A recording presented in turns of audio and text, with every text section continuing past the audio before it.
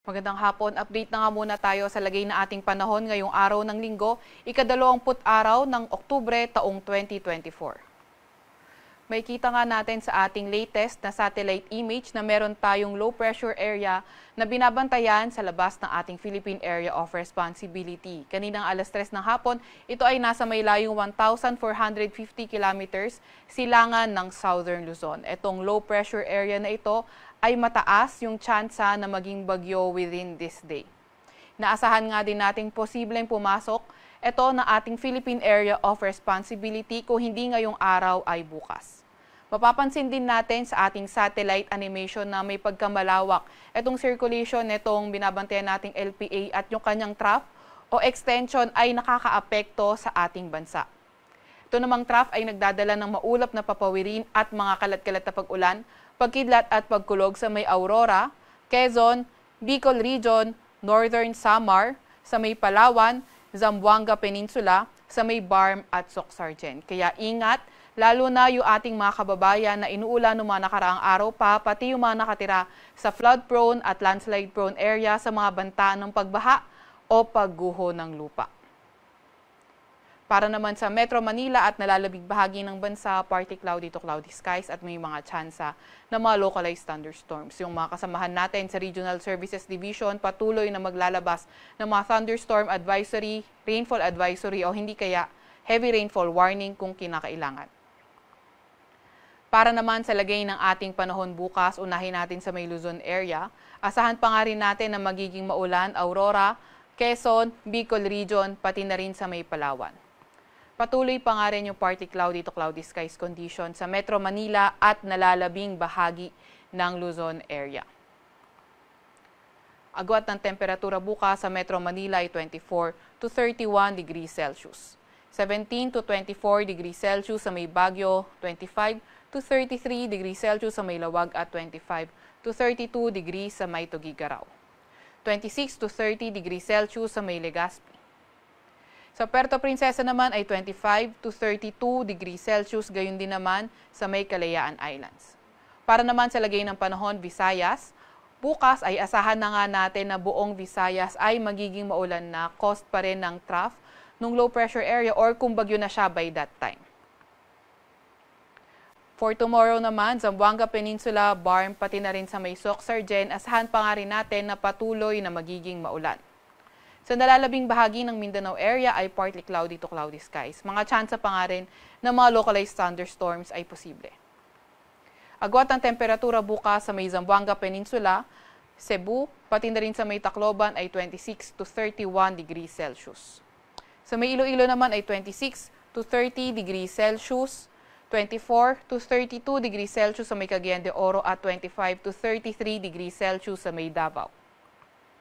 Wala pa rin naman tayong nakataas na gale warning sa kahit na anong baybayin ng ating bansa. Para naman sa 3-day weather outlook ng mga pangunahing syudad natin, so simulan natin sa may Luzon area. Sa Metro Manila at Baguio, Tuesday, posible pa nga rin na magpapatuloy yung partly cloudy to cloudy skies at mga tsansa ng mga localized thunderstorms.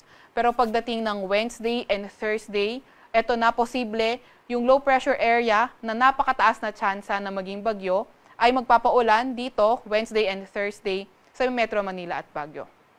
Sa Legazpi City naman, posible pa rin Tuesday to Thursday na maging maulan pero critical itong araw ng Tuesday dahil ito na yung maaring maging simula ng mga heavy to intense rains. Kaya doble ingat pa nga rin sa ating mga kasamahan, lalo na sa mga nakatira sa mga low-lying at flood-prone areas. Patuloy tayong mag-aantabay ng mga update ng pag-asa. So, Tuesday, Wednesday, Thursday, magpapatuloy na maging maulan sa areas na to sa may Legazpi, pati na rin sa may silangang bahagi ng Luzon area.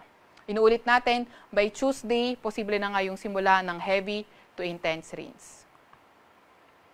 Para naman sa mga pangunahing syudad ng Visayas, Metro Cebu, Iloilo City at Tacloban City, pati na rin sa malaking bahagi ng Visayas, asahan nga natin na patuloy na magiging maulan caused by yung low pressure area na posible na nga nabagyo by this time. So, may kita natin kahit dito sa may Visayas area, Tuesday pa nga rin yung start ng mga heavy to intense rains. Kaya ingat pa rin at laging mag-antabay sa ilalabas na update ng Visayas PRSD. So Tuesday, Wednesday, Thursday, maulan pa rin sa area ng Visayas. Sa Metro Cebu, pinakamataas sa temperatura ay 31 degrees Celsius. 30 degrees Celsius sa may Iloilo City at sa may Tacloban City ay 30 degrees Celsius. Para naman sa mga pangunahing syudad ng Mindanao area, Metro Davao, Cagayan de Oro at Zamboanga City. So asahan natin, Metro Davao patuloy ang fair weather conditions with chances of localized thunderstorms. Pero sa may Cagayan de Oro, hanggang Tuesday lang ang fair weather condition at start na pagiging maulan by Wednesday. Sa Zamboanga City naman hanggang Tuesday na magiging maulan pero pagdating ng Wednesday, Thursday, start na improving weather conditions sa area na yan. Pinakamataas sa temperatura sa Metro Davao ay 33 degrees Celsius. 25 to 31 degrees Celsius sa may Cagayan de Oro at 25 to 32 degrees Celsius sa may Zamboanga Peninsula. Yung mga kasamahan natin sa Regional Services Division maglalabas ng mga thunderstorm advisory, rainfall advisory o hindi kaya heavy rainfall warning kung kinakailangan. Inuulit nga po natin, by Tuesday, posible na nga yung start ng mga heavy to intense rains kaya lagi pa rin tayo mag-antabay sa mga ilalabas na update ng Pag-asa.